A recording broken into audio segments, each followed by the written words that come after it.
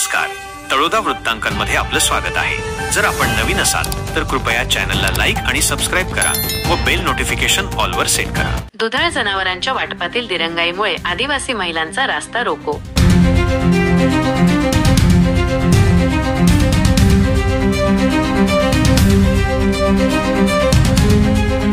दिनांक 16 रोजी चिनोदा चौफुली येथे केंद्रीय विशेष सहाय्य योजनेअंतर्गत आदिवासी महिला बचत गटांना वितरित करण्यात येणाऱ्या दुधाळ जनावरांच्या वाटपात होणाऱ्या दिरंगाईमुळे आदिवासी महिलांनी जोरदार रास्ता रोको आंदोलन केले।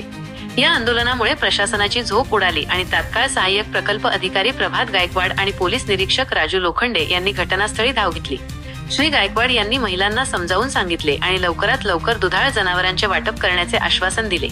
त्यानंतर हे आंदोलन तात्पुरते स्थगित करण्यात आले।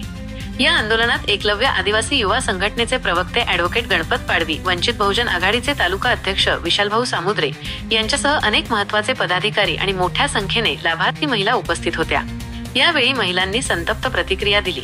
त्यांचे म्हणणे होते की एकीकडे शाळेतील विद्यार्थ्यांचे फुलांनी स्वागत केले जाते, तर दुसरीकडे मातृत्वाची जबाबदारी सांभाळणाऱ्या आदिवासी महिलांना त्यांच्या हक्काच्या दुधाळ जनावरांसाठी रस्त्यावर उतरावे लागत आहे। हे प्रशासनाच्या अपयशाचे प्रतीक आहे। या घटनेमुळे प्रशासनाने आदिवासी महिलांच्या मागण्यांकडे अधिक गांभीर्याने लक्ष देण्याची गरज निर्माण झाली आहे।